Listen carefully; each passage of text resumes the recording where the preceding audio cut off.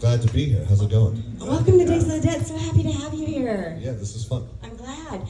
Okay, so first things first, I would love to know a little bit more about you personally. You are an actor, a writer, a director, and everything in between.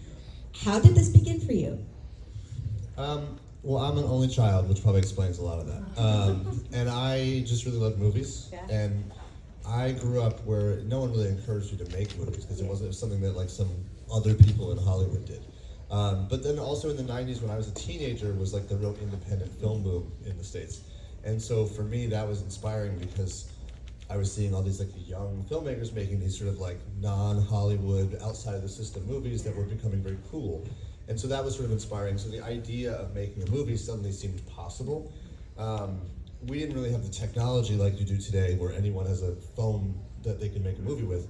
So it was still seemingly like complicated to do it, but the idea that you can make something outside of the industry was doable. And so I thought, okay, well maybe if I make something, I didn't do very well in school, so I was like, I better make a cool short film to help me get into school, and then, you know, I moved to New York when I was 18. And really the answer to your question is I moved to New York, I was going to film school, and the teacher I had my first semester, her name was Kelly Reichardt, who's gone on now to make a whole bunch of very lauded films. But at the time she'd only made one movie, and the guy that produced her movie had made a movie called Habit, which was this vampire movie that I had seen. And so, there you go. And so, we are the ones who have seen it. And so that was like in the class. It was just me and you guys. That was it. No one knew. But so she was like, I'll bring him in to talk to everybody. And she just didn't do it. And I kept bugging her, when are you going to bring Larry? Larry's his name. And she was like, you know what? Nobody cares. Here's his phone number. And so I met him, and I became friends with him. And he watched my short films. And then when I graduated school, he said, what are you going to do? And I said, I don't know, move to LA, write a script, whatever you're supposed to do to make movies. Right. And he was like, well, I'm thinking about producing some movies. If the only thing stopping you was money, what if I gave you a little bit of money? And I was like, well, I already have a script, which was not true. But I was like, well, just give me the weekend to polish it up because I didn't know I'd be showing it to anyone. And so I went home and wrote it that weekend. And I gave it to him, and he was like, okay, well, let's see if we can get it made. And that was in whatever year that was, May. And then in October, we were making that movie, and it was called The Roost, and that movie went to South by Southwest Film Festival, and then that was kind of the snowball started rolling from there. And now here I am at Days of the Dead. Okay, so I'm going to start talking to you about some of your older stuff that I love, because I've been a fan for quite some time, so I'm going to gotta go a little bit if I could. Can we please talk about The Innkeepers? Sure. I love The Innkeepers. How did that come to you? That happened because I had made a movie called House of the Devil, and we made that movie in Connecticut, because at the time, Connecticut had a very good tax incentive, so it was like filmmaking was on sale in Connecticut. So we went there and we found this groovy house, and the hotel that we stayed in was about a 30-minute drive from the house. And it was this quirky old hotel from the 1800s that had kind of bad 70s renovations. And it was very charming, and the whole crew was staying there. And the guy that worked at the front desk had a ghost hunting website because the place is allegedly haunted and all this. And so we were making this movie, and we were shooting nights mostly. And then we would come back, and we were all in our 20s, so like everyone on the weekends was always getting drunk and all this stuff. So we'd have all these weird experiences in this strange hotel in the middle of nowhere in Connecticut. And it just really stuck with me. So when we finished House of the Devil, I wanted to make a ghost story, and I was like, well, we just sort of lived one when we made House of the Devil. So I wrote it being like, I know that this place exists. So as a way to make an affordable movie, if I write, they go into this room and it looks like this, we don't have to do anything because it's already there. And so much so that although I did write it without asking, and if the Yankee Peddler, which is the name of the hotel, had said no, then that script would have just gone up in flames because it was so specific to that place. And so when we went back, actually the crew that came to make that movie was like, this is weirdly exactly like the script. And it was like, well, yeah, because I lived here basically. So it was a weird kind of personal thing of just having spent time at that hotel, and then we went back there and made a movie. I love it, yeah. You still go there today if you want to. I rented that one on accident from the library out here. I live in Chicago, and we get free movie rentals at the library, right? And so I'm like, oh, what's this? It's horror. I'll watch it. When it first came out, and I was like, this is really indie and really awesome, and I need to know more about this hotel and this director and everything about it. And then I went on to House of the Devil, and then from then on and then on. So what were some of the most strange occurrences when filming House of the Devil? And they happen on The Innkeepers also. I am not a huge believer. I'm very skeptic. Although I would say staying at the Yankee Peddler is as close as I've ever come to believing. Weird stuff would happen like, the easiest thing I can say is it just feels like somebody's in the room with you. And like, here's an odd thing is when I wrote the movie, we picked a room to be like the haunted room in the movie. And I don't know, whatever it was, 353, whatever it was. Every hotel has one, right? And I picked that room purely for technical reasons because it was a bigger room, and it was a bigger room so the dolly could fit in there and we could do a better shot. And it's the only reason I picked it is because it's a bigger room, easier to work in, and it's like going to look better for the movie. By some coincidence, that is the most haunted room. That is the one where all the stuff. No one told me that until afterwards, and they were like, "Oh, I thought you picked that room because that's the room that has all the history of being haunted." I was like, "No, I only picked it because it was big." But that's like notch that in a weird thing that happened. Yeah. Sometimes the phone would ring in your room, but in that hotel, you have to call the front. The phones are not connected to the outside; they're connected to the front desk. So if the phone rings, it's the front desk calling you. So sometimes it'd ring and there'd be nobody there, and it'd be like, "Well, who called?" But maybe somebody was just playing a prank. I don't know. But it does feel like, and then the thing that would happen to me and would happen to almost everyone on the cruise, you'd have these really weird, vivid dreams. And so it was just a very strange, kooky place, and it might be haunted. Is it still open now? I can't remember. As far as I know, post-COVID, I'm not sure. Right. Yeah, I think it is, but it certainly was before COVID. Yeah. So we need to all just take a field trip to the Torrington, Connecticut. Right? Amazing. Acting-wise, you played Tariq in your next. I did. Can we? Oh yes, we got some people. I love that one as well. That's a movie about a badass woman and a bunch of men who get what they deserve. Sure. No offense. Tell me about that. That was a weird thing where, so Adam, who was a buddy of mine, was making that movie, and he was just sort of weirdly casting all of our friends. And so he had cast Amy Simons, who was a good friend of mine. He had cast A.J. Bowen, who was a friend who had been in House of the Devil, and he cast Joe Swanberg, who's from here. And they asked me to do it, and I was like, I'm not really an actor like you. I don't want to ruin your movie. Like, just get a real actor. And then they didn't go away, and they asked again, and I was like, really though? I don't. And they were like, no, it's fine. And then they told me who's in it, and I was like, all right, if that's what we're doing, if it's everybody that I know, like we'll just we'll figure it out. And so then we went there, and I think had it not been everybody I know, I don't think I would have done it because I don't have a real desire to be an actor, and it's not something that I feel confident in doing. But it was fun to do it with everybody, and it ended up being just sort of Joe and I making fun of ourselves and the sort of world that we were in as far as making like indie movies and going to film festivals and things like that. So it ended up being really fun, and it's been a really enjoyable movie to be a part of. And oftentimes people say like, "Oh yeah, you got shot with the arrow." Like, you're right, that was me. That is what happened. Yeah.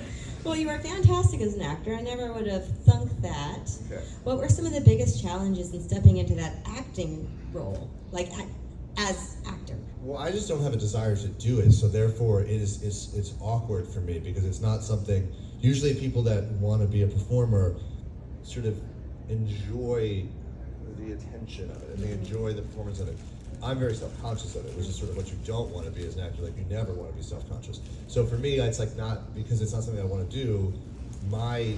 The habit that is happening to me is the most anti-acting thing you should be doing. So I'm very aware of like I can hear myself saying these lines and I sound insane. Like, it's just not something that I want to do. So it was helpful because I knew everybody in it. We could kind of improvise our way through it and play sort of a characterization version of ourselves, or certainly in my case, myself.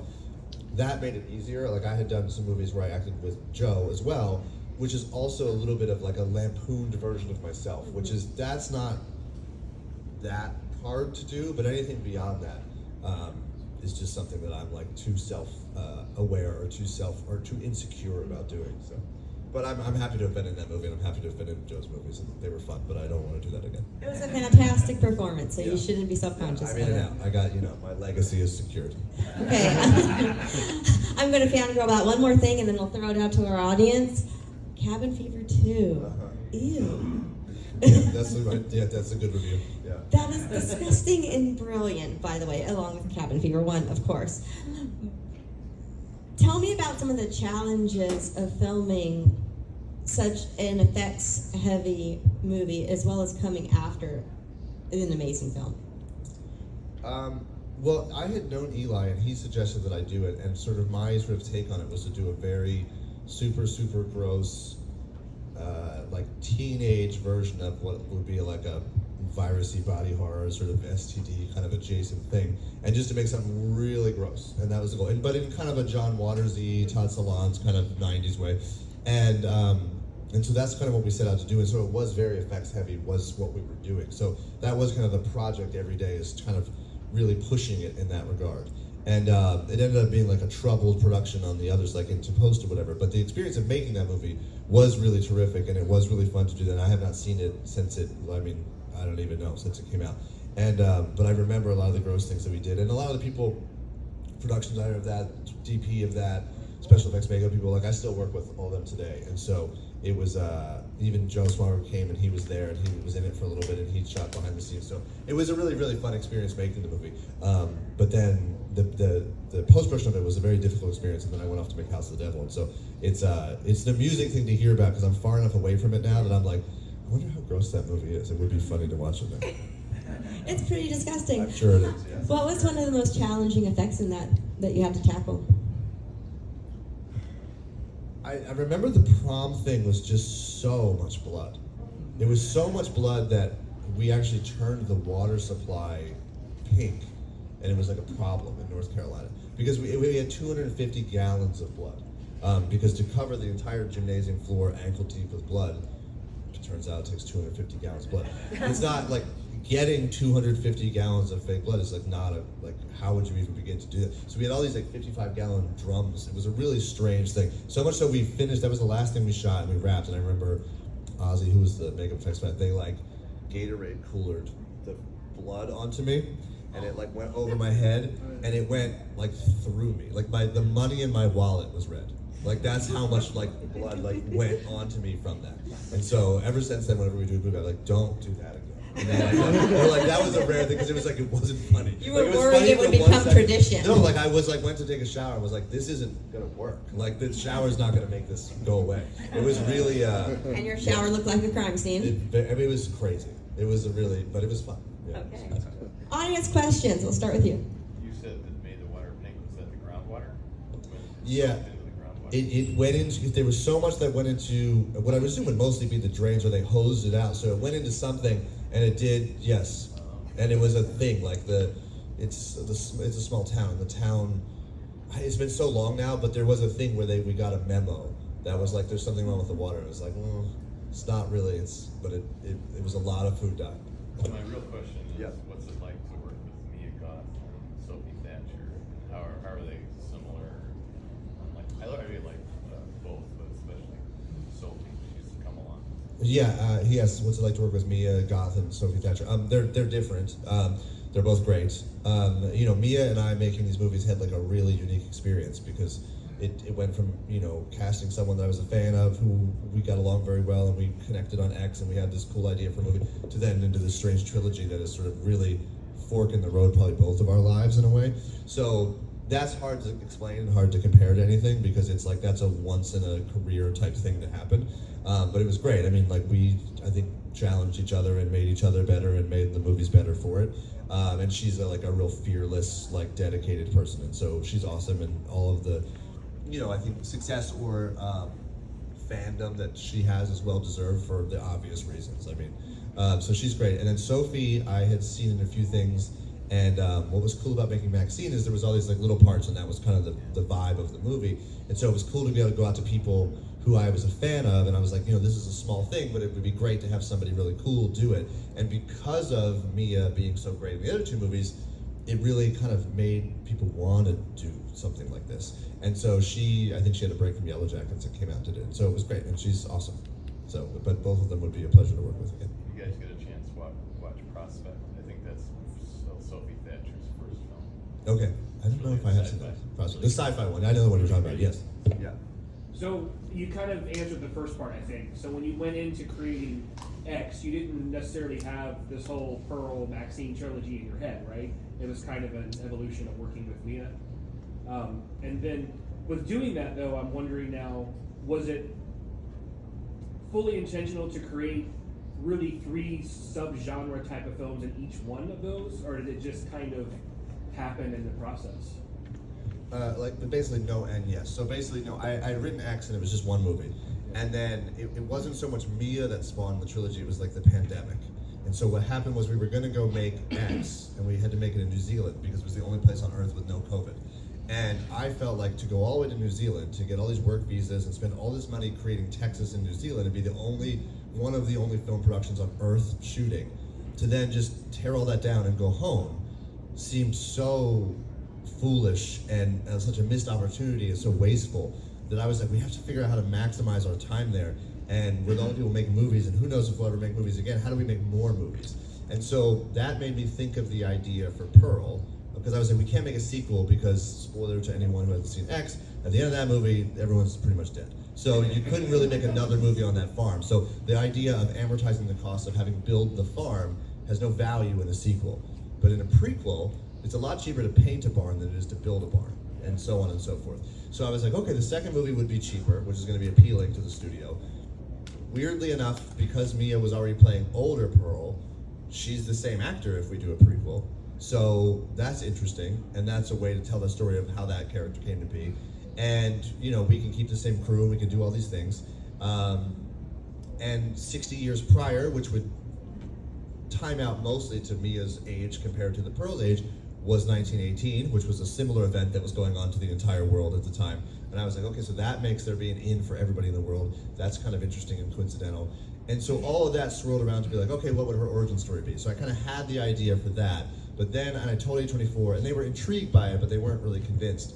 But then I was like, well, I need to convince Mia to do it, because if she doesn't want to do it, there's no movie. So that was very easy. I asked her if she wanted to do it. She was very excited about doing it. And so I was like, well, since you're playing older Pearl, we should really do this together, because it should be something that we collaborate on, because there is no movie without you, because you're about to embody this character. And if I'm going to write this other movie, we should do it together. So she was game for all that.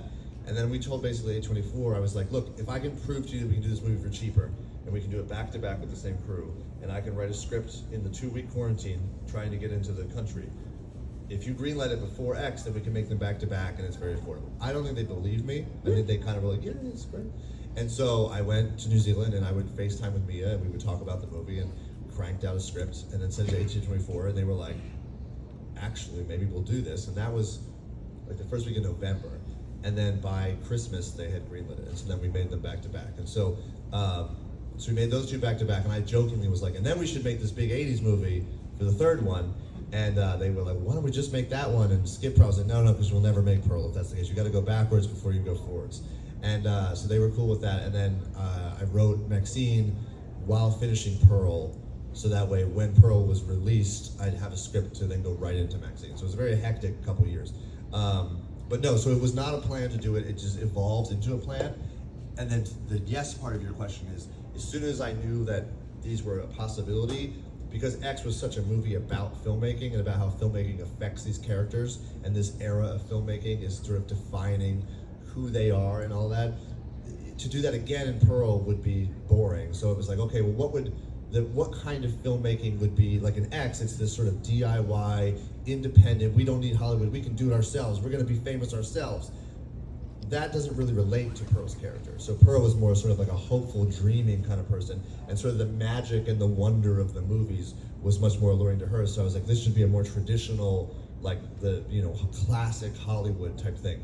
And then going into Maxine, knowing that she's finally made it to Hollywood in the 80s, I was like, this should feel like the sort of 80s straight-to-video movies, because that's the world that she's in. And that also just speaks to the overall theme of the movies and how, like, different eras of cinema are affected. So, how cool was it to crush Kevin Bacon like a bug? And can you talk about that scene, any difficulties or complexities to shoot that? Yeah, that was very fun.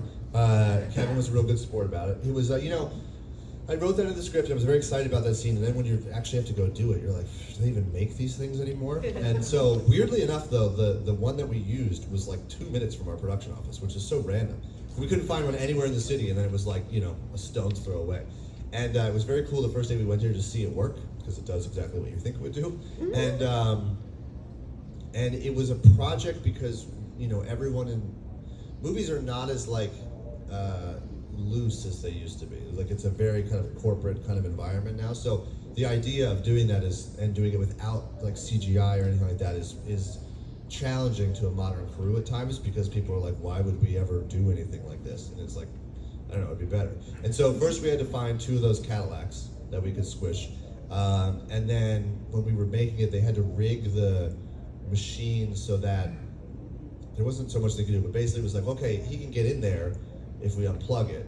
And then everyone starts to be like, but what if the hydraulics fail and it suddenly falls? And it's like, I don't know why that would happen. So then we had to sort of build a thing that if that happened, there would be a catch-all thing for that. So it was like a kind of a really annoying, ongoing process for the best. We didn't want to actually crush Kevin Bacon. But he was a great sport, is that when we were finally had to explain to him that, like, you know, you have to actually get in there. And of course they give it to me to tell him and how, like, yeah, but you know, it can't actually come down because it's whatever. And it's this whole thing. And he was like, well, it's not gonna be on, is it? And I was like, no. And he was like, no, I don't care. And so he was great. But he had a blast doing it. And then, yeah, I think we did it twice. We did it once, which is what's in the movie. And the second take, we just used like the glass blowing, like inserts of things like that. But the first one, you know, we had it rigged to all the blood to come out, and it worked, and it was great. We put 3 cameras on it. It was really cool. So yeah, it was fun. Yeah, weird thing to do for an evening, but it was really fun. Right there.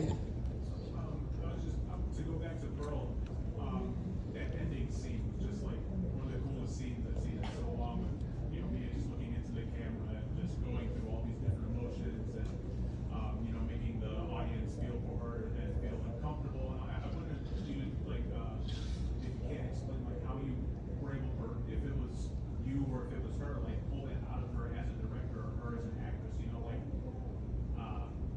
like how organic was that? How much was that you walking her through it? Like, are you actually, or people in the background like actually telling her what to do at that time? It's just kind of like silenced down, or did you just say go and she just went through that? It's even less than everything you described. So basically what happened was, I knew the way Pearl starts is she feeds the goose to the alligator and freeze frames, and it says Pearl. So I knew the last shot of the movie was going to be all this stuff happened. Howard comes home and she smiles and is trying to make the best of it. It was going to freeze frame and the credits were going to roll.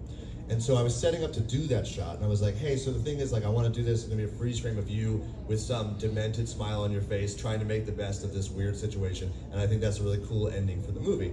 She was like, that sounds good. And I was like, the thing is, you know, to do a freeze frame, it's like ultimately in post, I'm going to just freeze it. But like, I was like, I'm going to let it go a little longer, because if you go, and I just assume I'm going to freeze it, but I needed another beat, I just got to let it roll, and I'll do the freeze frame later. So I was like, so don't, if it gets a little awkward, I'm going to let it go for a couple seconds or whatever. She was like, okay, cool. But then I was like, well, actually, you know what, it might be a little while, because I was like, it might just be interesting to do sort of like an organic freeze frame and just kind of see what happens.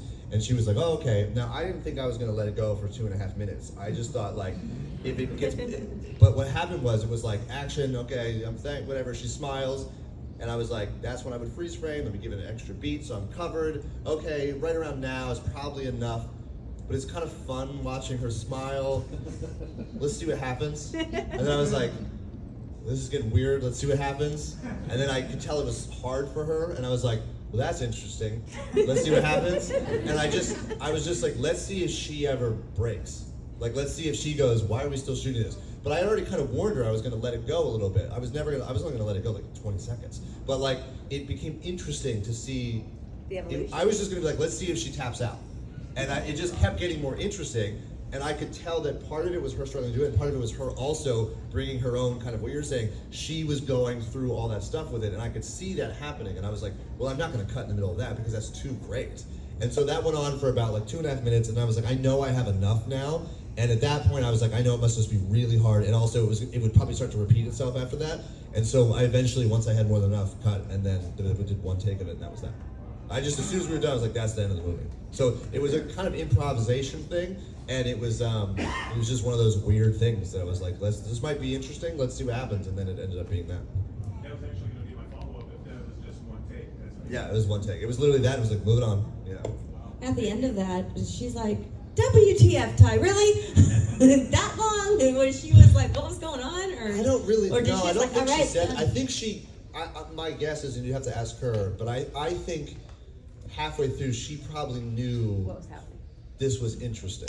You know, because I think her going through all those emotions, I think was her going, he hasn't said cut yet. I'm gonna like let ride whatever starts to happen, and I'm gonna process the movie, and I'm gonna go through these emotions. And so I think by it still rolling, she just took the initiative to continue on with the character. And so no, I think I think when it was done, I don't think she was laughing, like, whatever. I think she knew, like, something, we just did something cool. Yeah. So, but I don't really remember. But it was like, I She feel like trusted everyone you. else might have been like, what the fuck? But, like, I think she was kind of like, something interesting happened there, and I'm going to move on to whatever's next. But, like, we had that in our back pocket in a cool way. Very cool. Yeah, she clearly trusted you. Like, well, he knows what he's doing. He hasn't stopped me yet, so I'm just going to do it. Yeah, it was weird, but it Then turned. was that the last scene that you filmed? I mean, No, we probably moved on to do something else after that. Yeah, I'm trying to think what the last thing we filmed in Pearl was. It might have been. No, that was early on. It would have been something in that house. I think it might have been the bathroom scene.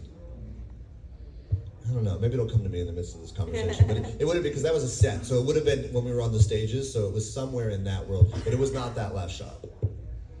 I saw a hand go up over here, right there. I was just gonna ask about Maxine. Sorry, Yeah. Maxine keeps coming up. I love all your movies, but in Maxine, there's a scene in the Bates Motel, and I think it's so interesting because I don't know how you could possibly get permission to do that, and I just think it's so perfect that it ends up in the movie, and I was just wondering how you were able to make that happen.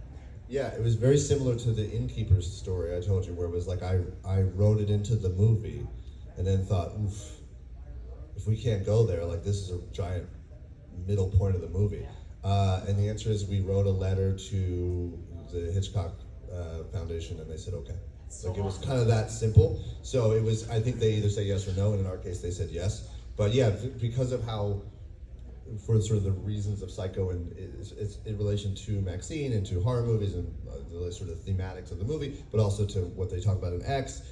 I wrote it in because of what happened in X. I was like, oh, this is a funny, she can be on a back lot, this is a real location, this is a weird meta thing that could happen and is relating back to the movie. And then yeah, they said yes. I mean, so the story's not that good. It was like, I hope they say yes. They did. Okay. No, Yeah. I was kind of thinking just because the thread, like some of the things that you've talked about before, before this Q&A, like hearing about how like, certain things kind of hinge on whether or not, Yeah. it comes together, whether you get the Yankee Peddler or whatever. But like, I just think it's so cool, and I was like, I wonder if that was in the script, that was planned, because it is, and to me, it just fits so well. Yeah, that was the hope, and then Yeah. it was very surreal to shoot there and all that. So it was really weird. Yeah, it was a very weird thing to do. So cool. That was kind of the. I mean, Maxine was such a movie. They're all movies about movies in a way, but Maxine was such a like an '80s. When you're in Hollywood, the artifice of Hollywood. So it was like leaning into all that was the fun of it.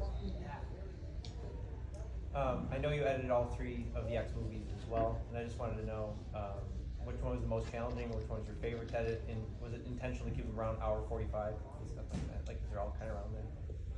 I didn't think much about the running time. They just kind of ended up there. X was the hardest to edit by far. Pearl was the easiest to edit for no reason other than it just, I don't know, it was. X was hard because it was more characters and it was the movie within a movie thing. And so you find yourself in a, like, do you want to see this in the fake movie or do you want to see it in the real movie? So it's a can of worm of choices that are always there. So and also you have the one character playing 2 people, so that's kind of annoying. And so it was like just technically like that movie was a drag as far as doing that. The other ones not so much. I mean, Maxine was big, quite a bit got cut out of it. It wasn't necessarily that hard to edit. It was just it was like the movie was much bigger initially, but trying to like refine it, not just because it would have been too long at 2.5, I mean it would have been too long, but it was more like, okay, if you take this out, this doesn't make sense, so then that has to go. But if that goes, this doesn't make sense, so that has to go. But if that goes, then we have a giant problem. So how do I rearrange this to explain that? So it kind of became this like puzzle thing of figuring out how to like take something that was this big and make it this big and still have it have the integrity of what it once was. Pearl also had a lot get cut out, but it was like, zip, like it was there was a whole other day of story, and so it was just kind of like, well, if you cut before she goes to bed and cut after she wakes up, that's like it never happened. So that was a really easy edit from a technical standpoint. It was just, you take it out and no one knows anything otherwise. Maxine, it was kind of little things all over the place. And basically what happened was you kind of got the sense that if it wasn't relating to her and the Puritan 2 and getting back to the thing and she could lose her job, it wasn't not good, it just wasn't as good or as interesting because it was the 3rd movie. even though you didn't know the story of Maxine, you had spent enough time in the world of these movies that it would wear out its welcome when it went too tangential, because you were kind of like, I am 3 movies into this, so I just want to know, is she going to make it or not? So when you kind of went off into the other storylines, it wasn't that it wasn't good, it just was that it was like, yeah, but I'm more interested in knowing what was happening back there. So for me, it kept being like, let's try to keep it getting back to that and make that be the sort of driving force of the. But the thing is that we put out these novelizations, and because I'm not a big fan of director's cuts, because they are the director's cuts. It's like I didn't release something I didn't. They were the best versions. They would not be better with all that stuff back in. It'd be cool to see that stuff, but it's not a better movie with that stuff in. And then to do deleted scenes, I think is kind of a bummer, because the scenes never really get their full attention, because you kind of abandon them before you finish them. So then you're seeing this real rough version of this scene that doesn't really let it be on its feet to the best of its ability. So we did these novelizations, and I had them go back to the scripts when they did those. So the X one is pretty similar, because not very much got cut out of there. But Pearl and Maxine have all of the missing stuff in the novelization, so those kind of act as the director's cuts. Are there any plans for a Uber boutique release of The Roost? I don't know if it's Uber boutique. I do know that the rights have reverted back to Glass Eye Pix, which has been, I don't know, a long time coming. So I do think that they now own it again, and there is a desire to put together something for it. I don't know any more details than that. I do know that Larry did email me like a few months ago and was like, hey, I got the Roost and Trigger Man back, like we should do something with these. So that requires us not being lazy about it. So it could happen very soon, or it could be a slow burn, as people say. So we'll see. But yes, ultimately, like those rights are now reverted back to the people that it started with. And so if we can figure out a cool thing to do, I'm sure we'll do it. Yeah, I actually wanted to ask about the Sacrament, because I'm really interested in cult stuff, so that movie definitely strikes a chord with me. And I was just curious about where it came from, if it had maybe initially started in sort of that documentary style, or if it maybe like evolved from that, from like something else, just because there's obviously, there's Jonestown in there and things like that. So I was just curious if it had maybe started as maybe like a more straightforward retelling, or if you decided while the process went, if it had sort of evolved into something different over time. Well, I've always been very fascinated with Jonestown, and sort of, that would be a really interesting, someone should make a really great definitive movie about that, which is hard to do. Certainly at that time in my life, no one was going to, it was not going to happen for me. Like no one, that needs to be done in a very thorough and like effective and large scale way to do that properly. But I'd always been interested in that, and I had made The Innkeepers, and The Innkeepers is a really lighthearted movie. And so I didn't want to repeat myself, so I wanted to make something that was much more realistic and more like confrontational. And like, especially when you come to something like this, there are movies such as, say, like Terrifier or something, where like you cheer when somebody gets cut in half. Then there are movies in which like you don't want to look when somebody gets cut in half, and it's a different vibe. So I was like, okay, the next thing I want to do is not something, say, like Terrifier, but it's also not something like The Innkeepers. I want to do something that was like, even if you're like cheering for, getting cut in half in Terrifier, you're a little bit like, yeah, but dude, in Sacrament. You know what I mean? Like that's kind of the vibe I wanted to go with. It's like more confrontational violence.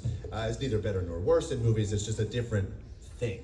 And so at the same time, there was, at the time, Vice Magazine had sort of really had all these really interesting, immersive, journalistic, they would go to weird places and do weird journalism stories. And it was part of the vibe of what they were doing was like, this could go wrong at any moment, was really part of the like excitement of watching those and the anxiety of watching those. And it was a really interesting thing, because they were like bringing you sort of stories from parts of the world that were like, whoa, this feels real dicey for you to be there.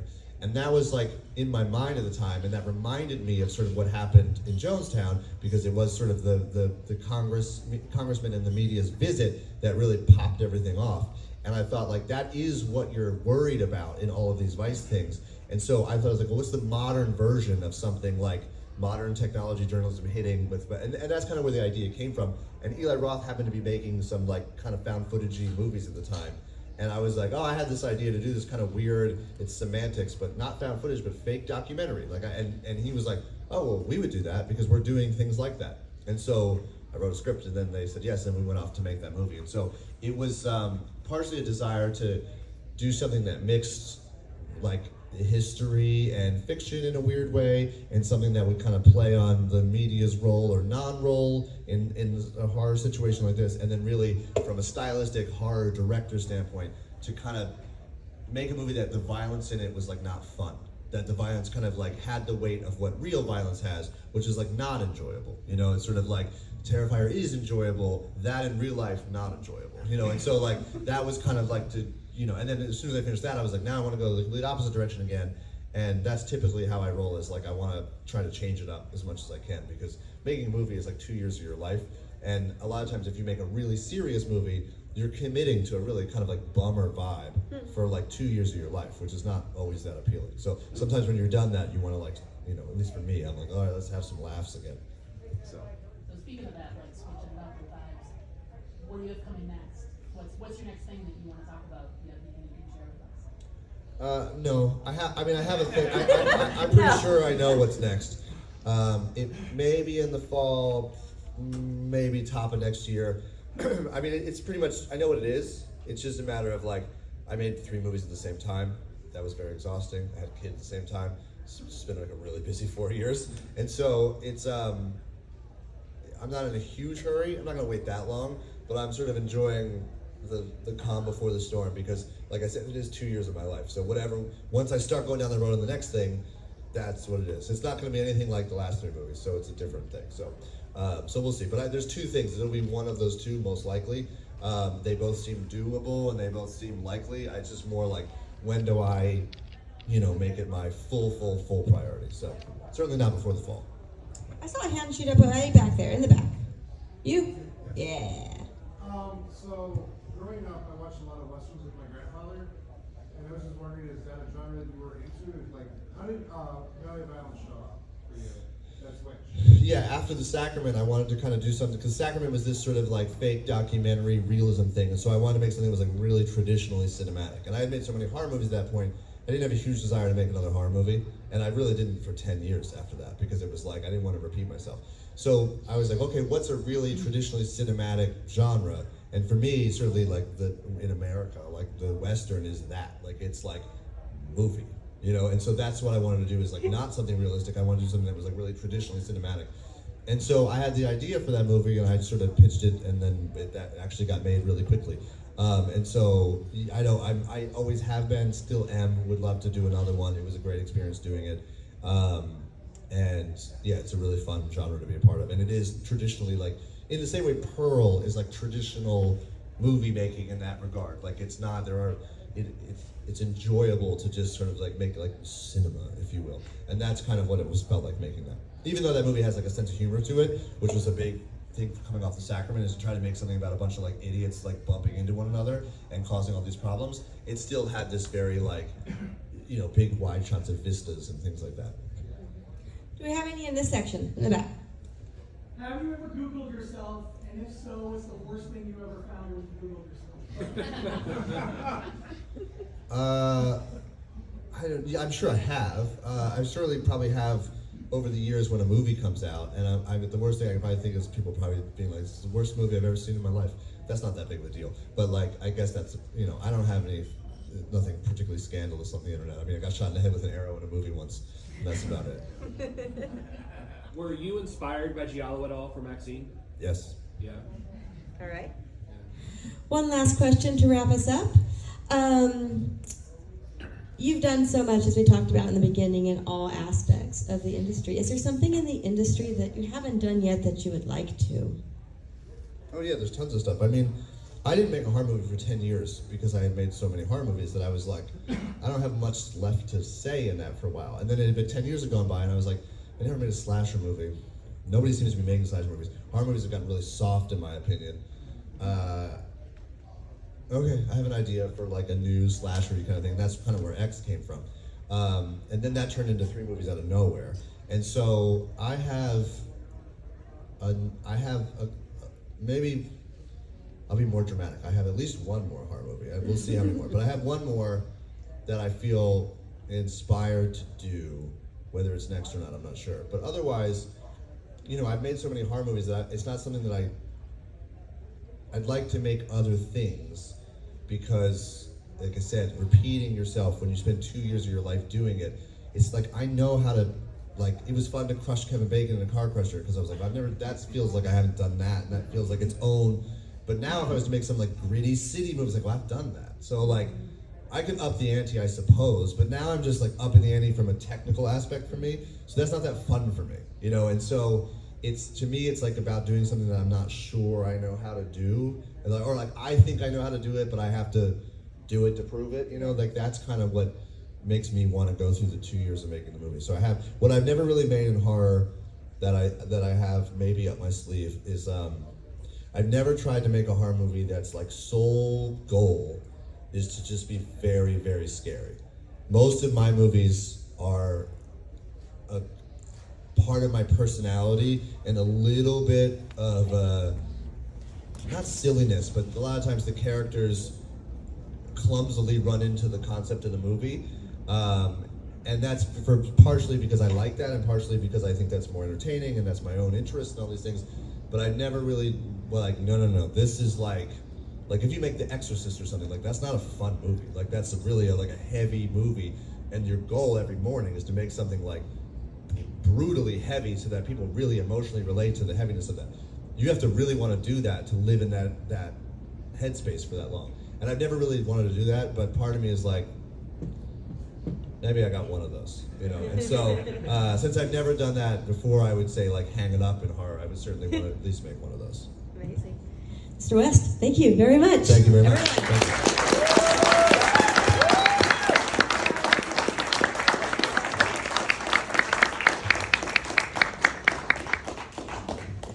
Yeah. Yeah.